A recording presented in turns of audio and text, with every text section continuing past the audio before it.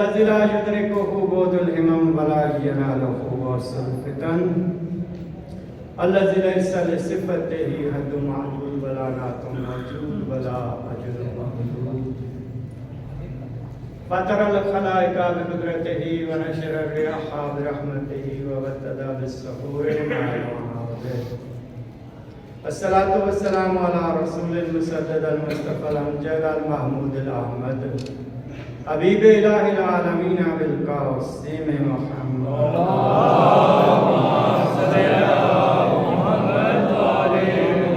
الصلاة والسلام علی آلہ الطیبین الطاہرین المعصومین المنتجبین المنتخبین انما یرید اللہ لیذہب عنکم رجس اہل البیت ویطہرکم تطہیرا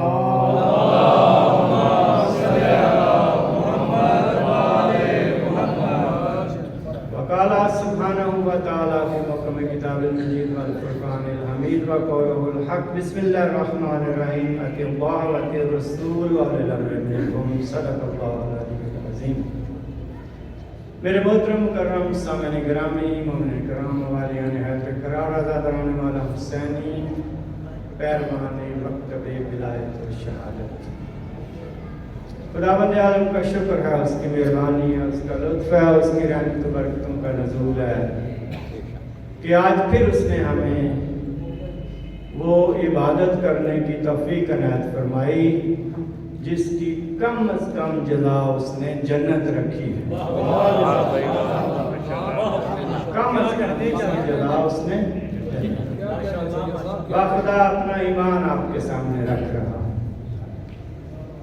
نہ اس جیسا ذکر ہے کوئی کائنات میں، نہ اس جیسی کوئی جگہ صف ہے کہ جہاں پہ یہ ذکر ہوتا ہے، نہ ویسی کوئی کائنات میں صف ہے، اور نہ ہی اس جیسے اس کے سننے والوں جیسا کائنات میں کوئی سننے والا.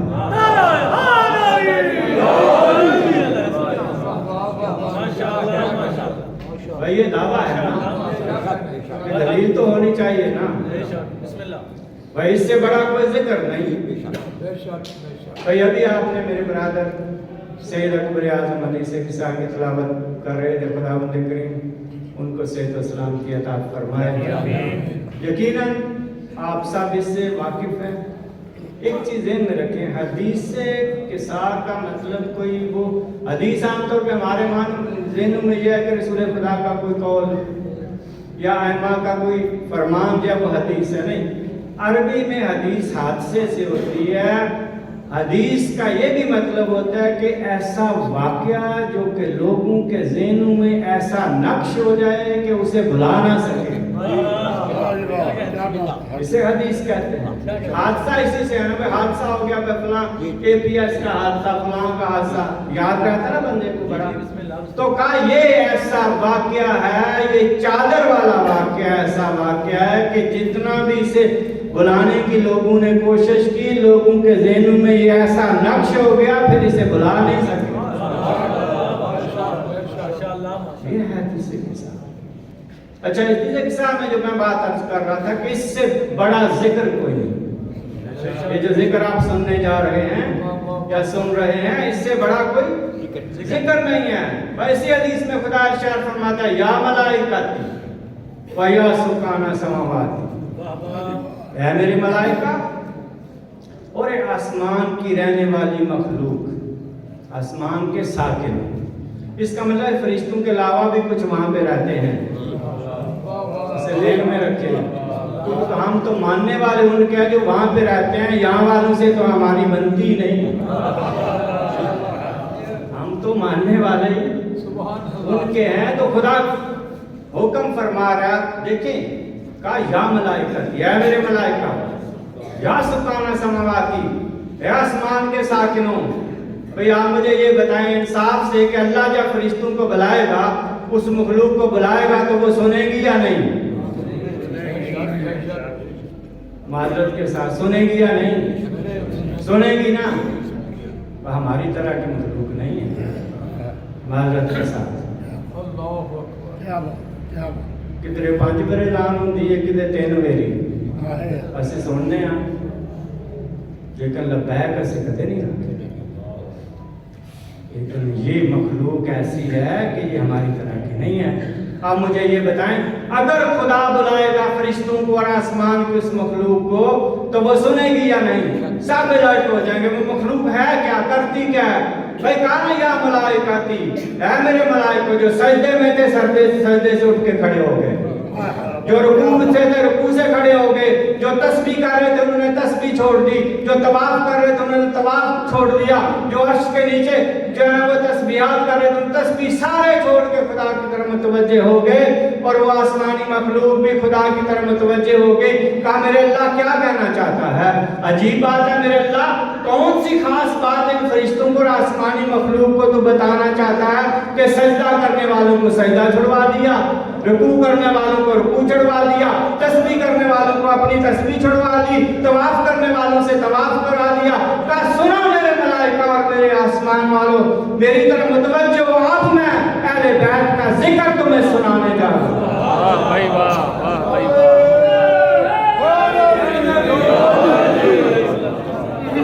یا ملائکتی و یا سکان سماواتی انی ما خلقت سما مبنیتم بلا ارض مدہیتم بلا قمر منیرا بلا شمس مضیہ بلا خلق یدورو بلا بحر یجری الا فی محبت ہؤلاء الخمسۃ الذین هم تحت الکساء۔ کائنات کی ہر چیز ان پانچوں کے لیے بنائی ہے جو کساء کے نیچے بیٹھے۔ اچھا مجھے یہ بتائیں خدا نے کیا کس کا ذکر کیا؟ اہل بیت کا کیا نا۔ مجلس پڑھی یا نہیں اللہ نے؟ یہاں منبر پہ آ کے لوگ کیا کرتے ہیں، علماء کیا کرتے ہیں، ذاکرین مدح خان کیا کرتے ہیں، اہل بیت کا ذکر کرتے ہیں نا۔ تو خدا نے کس کا ذکر کیا ہے؟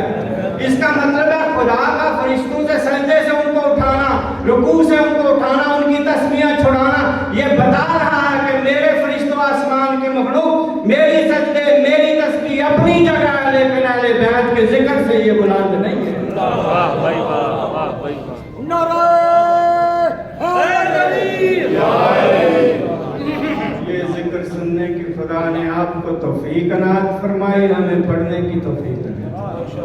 ہمارا نہ میرا کمال نہ تمہارا کمال، اگر اس کا فضل و کرم اس کی رحمتیں برکتیں تیرے اوپر نازل نہ ہوں تو حسین کی مجلس کا ایک لفظ نہیں سن سکتا۔ تیرا مجلس حسین میں آ جانا، اس ذکر کا سن لینا، اس جشن کا سن لینا، خدا کی سب سے بڑی تیرے اوپر عنایت ہے۔ اور گھر جا کے سجدہ شکر کیا کرو کہ میرے اللہ تو نے وہ ذکر مجھے سننے کی توفیق عنایت فرمائی جو تو خود بھی کرتا۔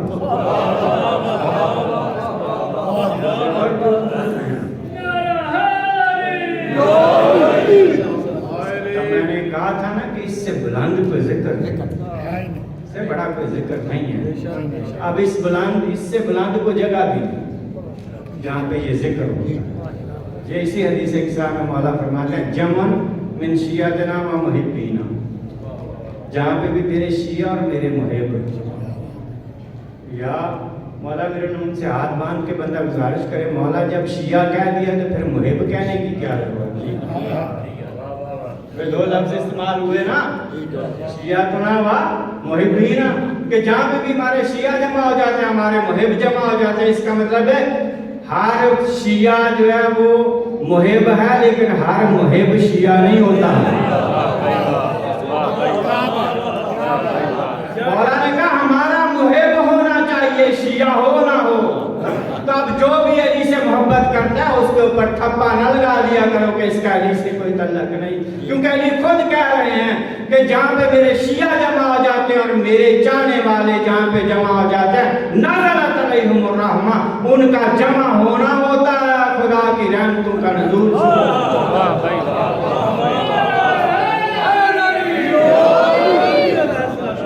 یا علی کیا بیٹھ کے قرآن پڑھتے ہیں، یا علی بیٹھ کے قرآن پڑھتے ہیں، نمازیں پڑھتے ہیں، سجدے کرتے ہیں، رکوع کرتے ہیں، کیا کرتے ہیں؟ کا کچھ بھی نہ کریں، ان کا اکٹھا ہونا ہی میں علی کو اتنا پسند ہے، ان کا का इकट्ठा होना ये अल्लाह को इतना पसंद है कि जब अली के चाहने वालों के, अली के शियों के, अली के मुहिब को जब खुदा देखता है ना कि ये जमा हो गए इकट्ठे हो गए, तो फौरन अपनी रहमतों का नुज़ूल शुरू करता है। अब आपका क्या ख्याल है, फिर हमें इकट्ठे होना चाहिए या नहीं? भाई अगर इकट्ठा होने से खुदा की रहमतों का नज़ूल हो जाता है, सिर्फ रहमतों का नज़ूल नहीं होता का, रहमतों का नज़ूल भी होता। नज़लत अलैहिम रहमत व हफ़त बिहुमुल मलाइका, जब ये इकट्ठे हो जाते हैं तो फरिश्ते कहते हैं मेरे अल्लाह अली के मुहिब इकट्ठे हैं, इजाजत दे हम भी उतर के इनमें शामिल हो जाए। वाह भाई वाह, हफ़त बिहुमुल मलाइका, मलाइका उतरते हैं, उतर के वैसे नहीं बैठते, इनको गले लगाना शुरू करते हैं।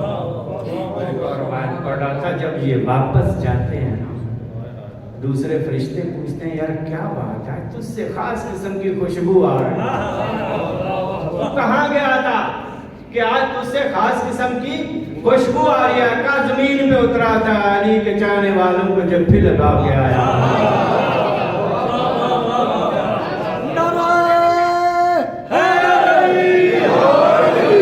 खुदा के लिए खुद को पहचान तो सही, अली के चाहने वाले तेरा मुकाम क्या है? फरिश्ता तुझे लग जाए तो उसमें खुशबू पैदा हो जाती है।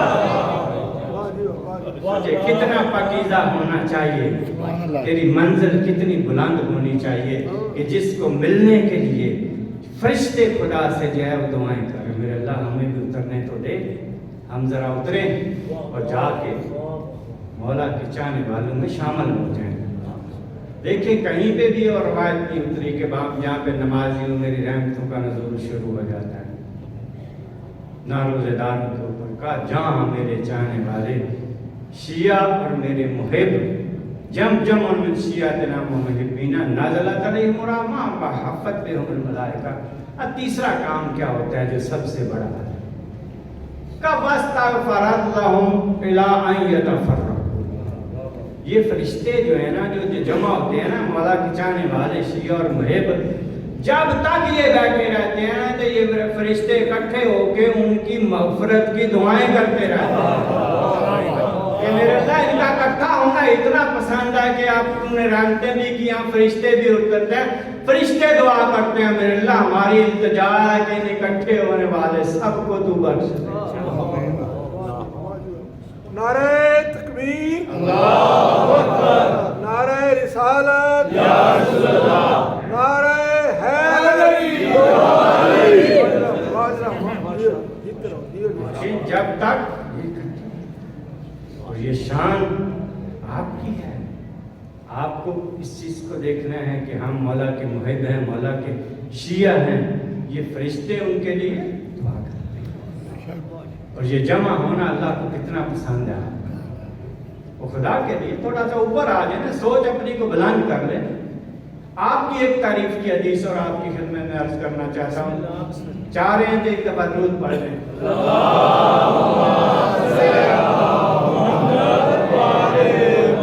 इमाम सादिक अलैहिस्सलातु वस्सलाम,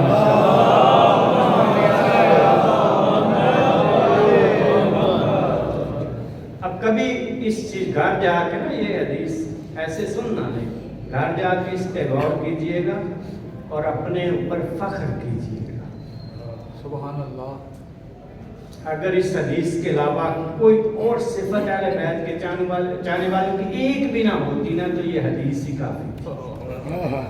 क्या बात है। मौला फरमाते हैं शिया तो ना, यार कमाल हो गया कि इमाम सादिक कहते हैं हमारे शिया।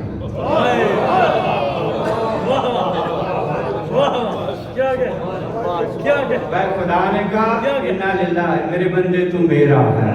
इमाम सादिक ने फरमाया अल्लाह ये बंदा तो तेरा शिया हमारा।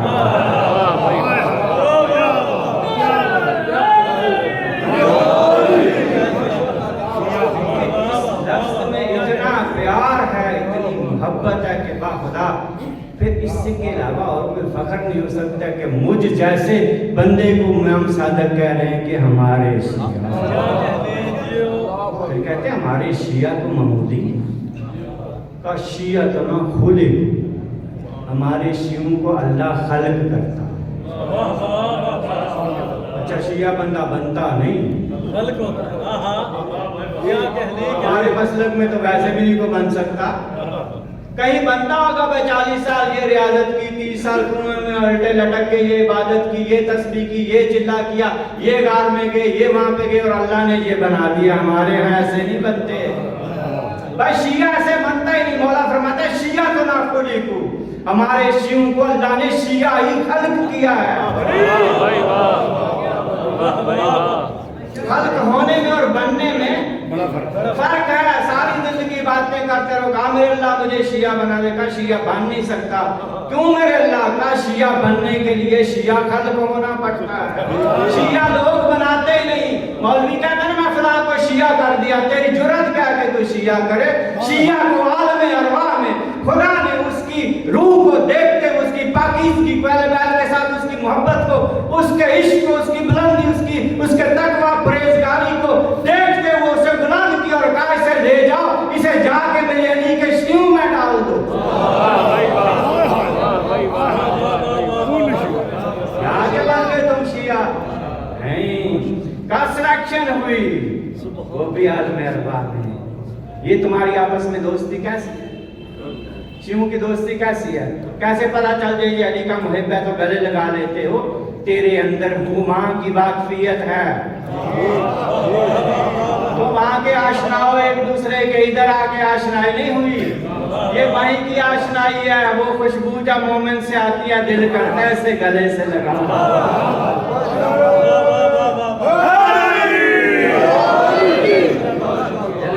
اسے چوم لوں، دل کرتا ہے اس سے محبت کروں، دل کرتا ہے اس کو مہمان بناؤں، دل کرتا ہے اس کو کھانا کھلاؤں، یہ میرے پاس رہے. یہ وہ خوشبو ہے. کا شیعہ تو نہ کھولی کو، ہمارے شیعوں کو اللہ نے خلق کیا. کس چیز سے خلق کیا؟ شیعہ تو نہ کھولی کو من فاضل تینا. تو ہم اہل بیت سے جو مٹی بچ گئی تھی نا اس سے اللہ نے شیعوں کو خلق کیا.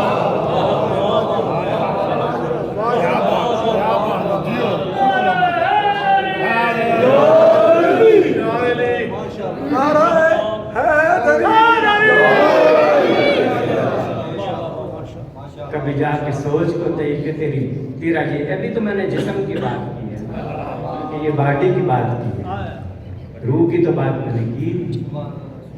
کہا ہمارے شیعوں کو اللہ نے ہم سے بچی ہوئی مٹی سے خلق کیا. ارے تیرے جسم کو جو مٹی لگی کائنات میں اس جیسی پاکیزہ مٹی کوئی نہیں.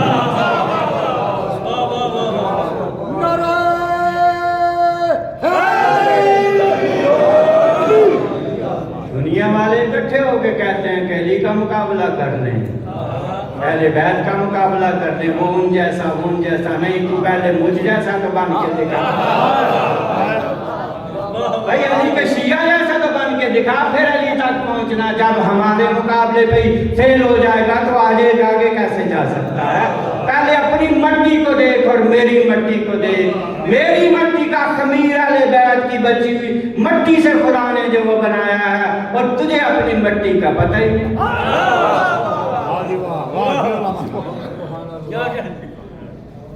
اس سے آگے ایک مزے کی بات ہے. بسم اللہ. کوئی تسلی ہوئی آپ کو کہ آپ اگر شیعہ ہیں تو حق پہ ہیں اور مطمئن ہیں نا؟ بھائی اس سے بڑا کوئی اطمینان ہے کہ میں اہل بیت کا ماننے والا ہوں. اس سے بڑی کوئی عشق ہی نہیں، اس سے بڑا کوئی نورانیت نہیں، اس سے بڑا کوئی رتبہ ہی نہیں کہ بندے کی نسبت اہل بیت سے ہو جائے. اور پھر ہم نے نسبت ملا رہے کہ ان کا کرم ہے، وہ ملا رہے کہ ہمارے شیعوں کو اللہ نے ہم سے بچی ہوئی مٹی سے خلق.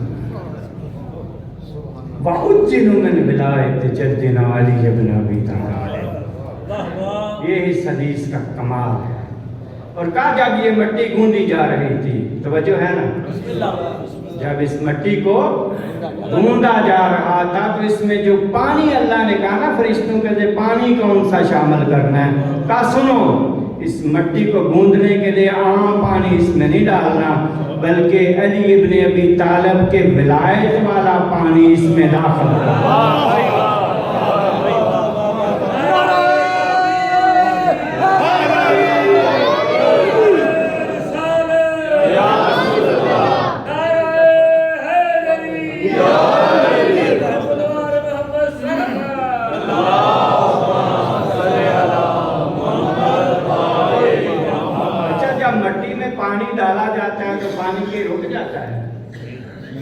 अच्छा गूंदने वाले भी फरिश्ते हूँ, इसे हमने तो गूंदा ही नहीं ना भाई। आज कोई कहता है कि फलां को फलां ने बनाया, भाई हमें वो फख्र है कि हमारी मट्टी को गूंदने वाले भी खुदा के मुंतखब फरिश्ते थे। इसी आम की मट्टी से तो खुदा ने इसे गूंदवाया नहीं गया। का जब इस मट्टी को गूंदा गया तो इस मट्टी में हमारी जद अली इब्न अबी तालिब के विलायत के पानी को खुदा ने शामिल किया। ये तेरी मट्टी तू बना बाद में, तेरे इस खमीर के रगो पे में अली इब्न अबी तालिब की विलायत सरायत कर गई। आप सारी जिंदगी जो जी करता रहे, तेरी गर्दन कट जाए तो कट जाए, बदन उड़ जाए तो उड़ जाए, तू बर्बाद हो जाए, लेकिन अली की विलायत को तू छोड़ नहीं सकता। तेरे रगो पे में अल्लाह ने इसको दाखिल किया।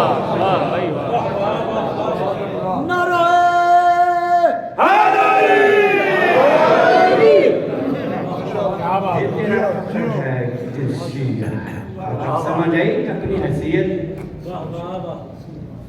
हम क्यों हमें लोग पैसे दें वैली को छोड़ दो, नहीं छोड़, कभी मार देंगे तो मार दो, भाई गर्दनें उड़ी या नहीं उड़ी, रस लगे या नहीं हुए, बम धमाके हुए या नहीं हुए, घरों पे हमले हुए ना, ये जलाए गए या नहीं गए, भाई अली को छोड़ दो। मैं छोटा होता था मैं सोचता था भाई ये अली करना छोड़ ही दे, लोग जो इनको मारते हैं। जब मैंने ये हदीस पढ़ी मुझे समझ आई, मैंने कहा अली मोमिन की मजबूरी है, इसके अंदर से ये निकल ही नहीं सकता, निकालना चाहे भी तो नहीं निकल सकता। इसका मतलब है जो मकतबे अहले बैत से आके हट जाता है, इसका मतलब है ना उस मट्टी से बना था, ना इसके अंदर अली की विलायत को दाखिल किया। मुनाफिकत करके आया था, वापस अपने तरफ पलट गया। हाँ, कुर्बान जाऊं मैं आपके ऊपर। अब ऐसे बंदे की ज़ियारत करना सवाब हो ना हो, कैसे हो सकता है? मोमिन के चेहरे की ज़ियारत करना सवाब। आज जिनका हम जश्न बना रहे हैं, इसकी मुबारकबाद तो सरकार कायम आले मोहम्मद को बनती है ना, कि जिनके वालिद का जश्न है, तो आज हमने ईद भी तो फिर उन्हीं से लेनी है ना। और ये एक और फ़ख्र सुनते जाएं तुम्हारा ये फ़ख्र। पहला फ़ख्र ये है कि हमने सरकार सैयदुल अंबिया मोहम्मद मुस्तफ़ा का कलमा पढ़ने की खुदा ने तौफीक अता फरमाई। ये इतना बड़ा शरफ है कि इस शरफ को कोई पहुंच ही नहीं सकता। अच्छा, आदम से लेके ईसा तक ने कलमा पढ़ा जाना, चुप हो गए सारे भाई सबको नबूवत मिली मोहम्मद रसूलुल्लाह पढ़ने की वजह से ज़हन में रखें। जितने अंबिया को नबूवतें मिली हैं मोहम्मद रसूलुल्लाह पढ़ने की वजह से, और सारे के सारे सैयदुल अंबिया के उम्मती नबी हैं या नहीं? तो जब सरकार की उम्मत को बुलाया जाएगा तो सारे नबी आएंगे या नहीं? आएंगे ना। तो जब सारे नबी उम्मत में आएंगे, तो जब मोहम्मद मुस्तफ़ा को बुलाया जाएगा तो आप भी तो आएंगे ना। जिस साथ में नबी जा रहे होंगे उसके साथ ही मोहम्मद रसूलुल्लाह पढ़ने वाला जा रहा है। इतना बड़ा ये शर्फ। और जिस इमाम की आपको खुदावंद करीम ने इताअत का हुक्म दिया है, इताअत करने की खुदा ने हमें तौफीक अनायत फरमाए। बाखुदा पढ़ लें जाके, सैयदुल अंबिया से लेके इमाम हसन अस्करी तक हर एक ने इमाम ज़माना पे फ़ख्र किया और कहा कि जब हमारा बार आएगा। सैयदुल अंबिया कहते हैं जब मेरा बार आएगा। मौला अली फरमाया जब मेरा बार आएगा। जनाबे सैयद ने कहा जब मेरा यूसुफ आएगा। जब मेरा आएगा ज़मीन को ऐसे भरेगा अदल इंसाफ से जैसे जुल्म और जोर से भर चुकी हो। आज हम उम्मीद लगा लेते हैं ये नून की काफ शीन ऐन वाले इस मुल्क में अदल इंसाफ लाएंगे, नहीं। और क्यों लड़ रहे हो आपस में? खुदा का बंदू, मजलिस से मैं जिक्र नहीं करना चाहता, लेकिन हाथ जोड़ के आपकी खिदमत में अर्ज करता हूँ, अल्लाह ने आपको इमाम ज़मान की इताअत का हुक्म दिया है, इनकी नहीं। کیا کہتے تم ان کے مطیع ہو گئے ہو؟ انہی آپ سے کہ آپ جیسے ہیں ان میں سے کوئی ایک بھی. ابھی میں نے آپ کی تعریف کیا, کوئی ایک لیڈر پاکستان میں کوئی ہے آپ جیسا؟ بھائی ہے یا نہیں؟ چپ ہو گئے ہیں, شاید لگتا ہے کہ آپ سے بہتر ہے. بھائی آپ جیسا ایک بھی نہیں ہے. جب آپ جیسا ایک نہیں ہے تو پھر کبھی بھی بلند جو وہ پست کے سامنے اپنی پیشانی خم نہیں کرتا. یہ پاکیزہ پیشانی ہے, یہ اس میں اہل بیت کا نور ہے. جب محبت اہل بیت کسی کے دل میں داخل ہوتی ہے, پہلا کیا کام کرتی ہے؟ اس کے دماغ میں آ کے دماغ کو روشن کرتی ہے. سب سے پہلے اس کا غرور اور تکبر نکالتی ہے. جب یہ دل میں آتی ہے, دل میں آتے ہی یہ بغض, کینہ, حسد ساری چیز کو پاک کر دیتی ہے. پلٹ کے آنکھوں سے جب باہر نکلتی ہے تو لالچ کی جگہ حیا کو بھر دیتی ہے. ایسی پاکیزہ چیز دل میں رکھ کے جب یہ میری پیشانی قائم آل محمد کے آگے جھکتی ہے تو پھر دوسرے کے آگے کیوں؟ تم ایک مومن بھائی کے سامنے کھڑے ہو جاتے ہو, تم فلاں پارٹی کو, تیرا مجھ سے کوئی تعلق نہیں. اس کا مطلب ہے تم نے علی سے آگے اسے سمجھ لیا ہے, امام زمانہ سے آگے اپنے سیاسی لیڈر کو سمجھ لیا ہے. کیسے ہو سکتا ہے ایک مومن بھائی کی تو توہین کرے ان کی وجہ سے؟ یہی آپ کے میرے اور آپ کے قائم عالم مولانا ارشاد فرماتا ہے, جب دو مومن آپس میں محبت کے ساتھ ہاتھ ملاتے ہیں تو تیسرا ہاتھ ان کے اوپر میرا ہوتا ہے.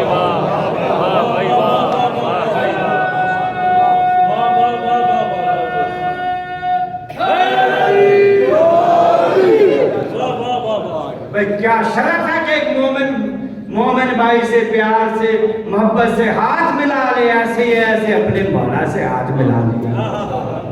اپنے دل کو صاف کر کے جب کسی مومن کو دوسرا مومن سینے سے لگاتا ہے تو یہ دونوں میرے بازو کے حصار میں آ جاتے ہیں. ایسے یہ دونوں نے جیسے مجھے گلے لگا اور کہا آتے جاتے رستے میں لوگوں کو سلام کیا کرو, لوگوں سے محبت سے پیش آیا کرو. ایسا نہ ہو کہ کسی دن میں تمہارے سامنے آ جاؤں. اپنے اخلاق کو بلند کر لو, اپنے اخلاق کو درست کر لو.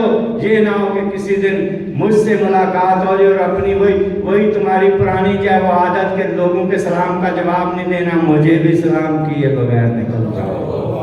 یہ بڑی سعادت سے محروم ہو جاؤ.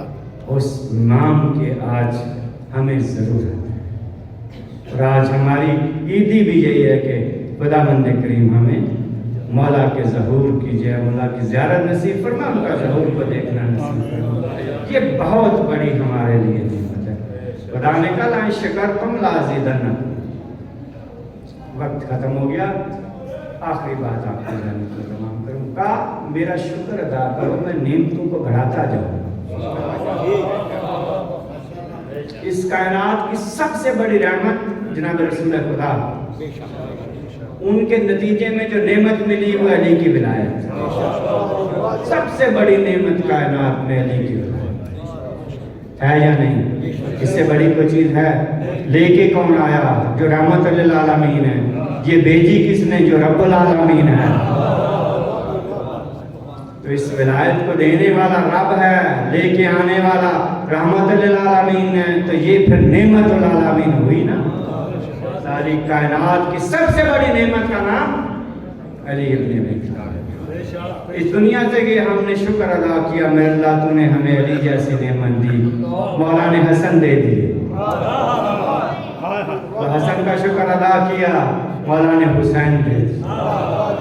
حسین جیسی نعمت کا شکر ادا کیا, زین العابدین آ گیا. ایک سے ایک بڑھ کے. جب زین العابدین کا ہم نے شکر ادا کیا, محمد باقر کی صورت میں ہمیں نعمت مل گئی. جب ان کا شکر ادا کیا, جعفر صادق کی صورت میں نعمت مل گئی. جب امام جعفر صادق کا شکر ادا کیا, امام موسیٰ کاظم جیسی نعمت ہمیں مل گئی. جب اس کا شکر ادا کیا, امام رضا جیسی نعمت اللہ نے دے دی.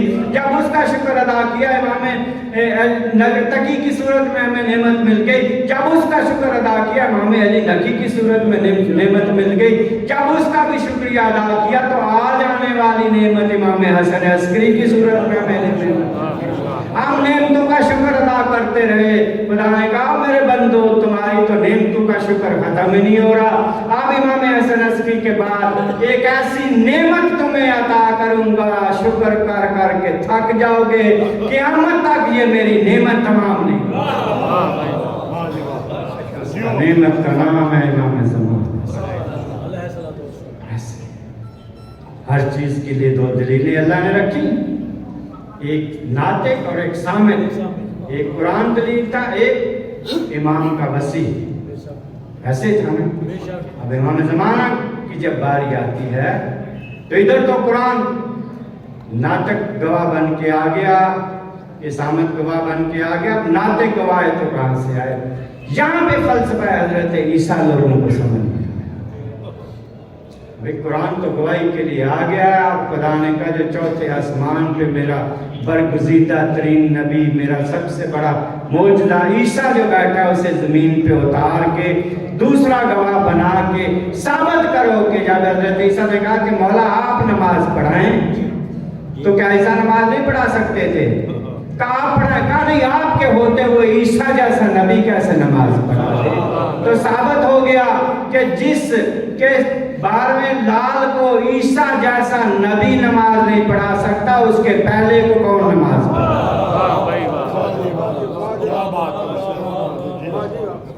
خداوند کریم